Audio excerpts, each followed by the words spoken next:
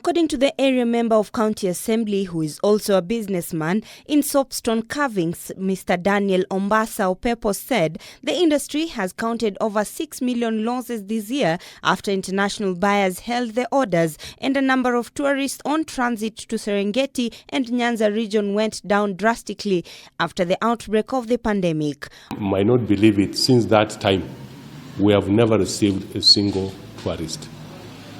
Although the things we sell in this shop could be like 10% of our revenue, but we have been affected also by the tourist.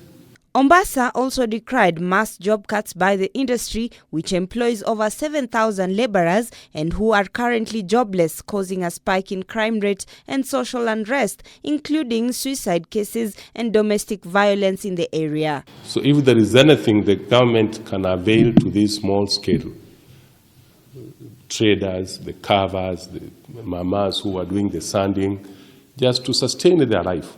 He now appeals to the national government to consider giving stipends to those carvers who have been rendered jobless and can no longer place food on the table for their families, just like it has given reprieve to hoteliers and teachers to cushion them against the effects of the pandemic. If it was possible, and I am sure the government talked of trying to help people who have lost business, apparently we have not seen anything for soapstone.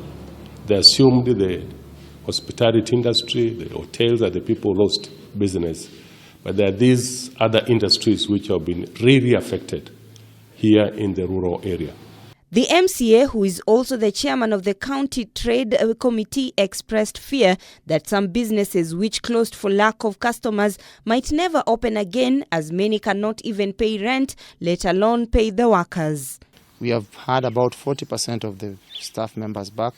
60 are still off, but with the current and the hope that we have, we think we'll be having them back. And though we cannot attain the 100%, but by December we hope, if the situation gets better, we hope we can have 80% of the labor back. One of the carvers, Dennis Kerauma, expressed concern over reduced workload occasioned by COVID-19, saying it had led to reduced income, especially for casuals who had hardly put food on the table for their families. Sana kama mimi ni casual, sijakuwa permanent huku. Sasa huku nje pia kupata kazi nyingine juu tumetegemea hii kazi ya soapstone imekuwa ni shida.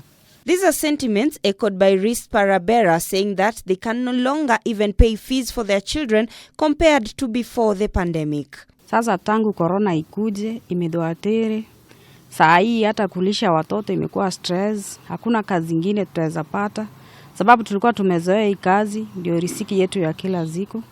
Tupate watoto wakule, waende shule, waoge, angalau hata nguo wafae. Lakini tangu corona ingie, hakuna vile tunawachunga hao watoto. Kupata nayo ni stress, hakuna kazi nyingine utaweza pata. Hata ukipata mapato ni kidogo. Lakini kwa kampuni tulikuwa tunapata.